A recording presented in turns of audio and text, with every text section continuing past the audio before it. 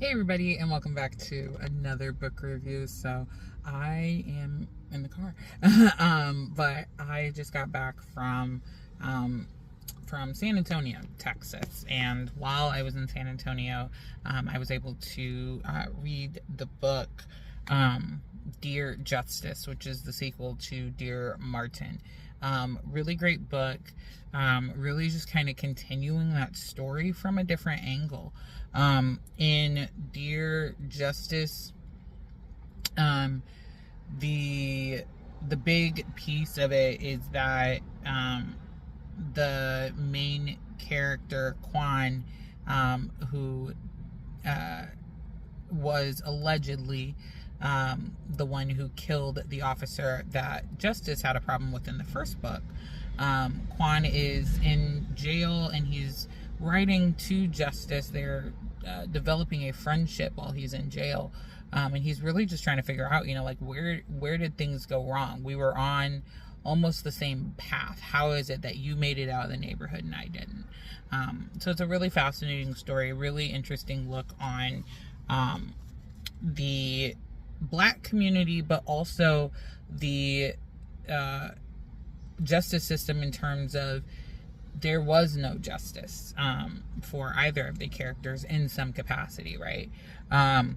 He's like, I don't remember anything, and so kind of coerced into confessing to a crime that he didn't do. They didn't do ballistics testing or anything, like that. It's just kind of all over the place, right?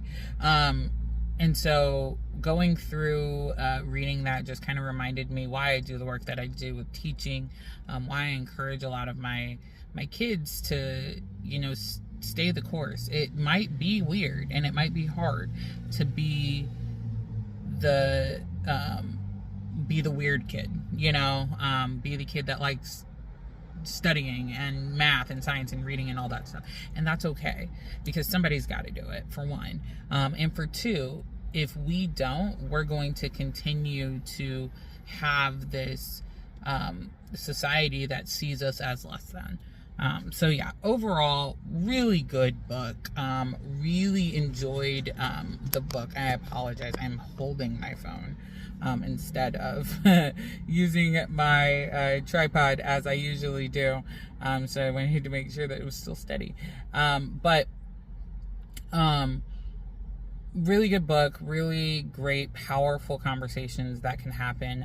Again, this is one of the books that the kids are going to be reading this year. So I'm very excited about that. And so I really look forward to hearing what the kids have to say about it. Do the kids see similarities between themselves and some of the characters? I know I definitely see similarities between myself and Justice.